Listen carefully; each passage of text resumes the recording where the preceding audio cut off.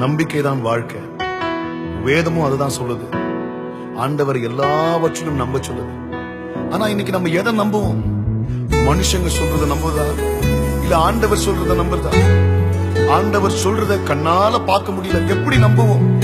வசனம் சொல்லுது, ஆபிரகாம் அவன் தகப்பனாவான் என்று நம்புவதற்கு ஒன்றுமே இல்லை என்றாலும் அவன் தேவனை விசுவாசித்தான், ஆண்டவரும் அதை செய்து முடித்தார்.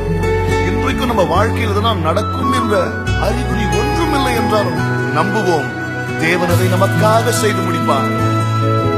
நான் நிற்கும் பூமி நிலை குலைந்து அழிந்தாலும் என் நம்பிக்கையின் அஸ்திவாரம் அசைந்தாலும், நான் நிற்கும் பூமி நிலை குலைந்து அழிந்தாலும் என் நம்பிக்கையின் அஸ்திவாரம் அசைந்தாலும், நான் நம்புவதற்கு ஒன்றும் இல்லை என்றாலும் நம்புவேன் என்னை ஒருவரை.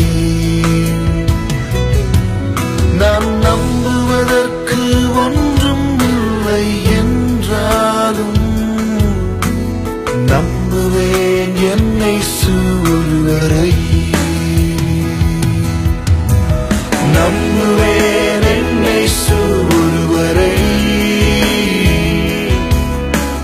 நம்புவேன் என்னை ஒருவரை. நம்புவேன் என்னை ஒருவரை. நம்புவேன் என்னை ஒருவரை. போகும் பாதையெல்லாம் காரில் சூழ்நிலை, எங்க திரும்பினாலும் அடைக்கப்பட்ட கதவுகள். சில நேரங்கள்ல கீழ நடக்கிற மாதிரி இருக்கு, தண்ணியில மூழ்கிற மாதிரி இருக்கு. மனுஷங்க நம்ம தலை மேல நடந்து போறாங்க. நடக்கும் என்று நினைத்தது முடிந்து போய்விட்டது. எல்லாம் முடிஞ்சது நினைக்கும் போது ஆண்டவர் ஒரு புதிய ஆரம்பத்தை கொடுத்து மறுவாழ்வை தருகிறார்.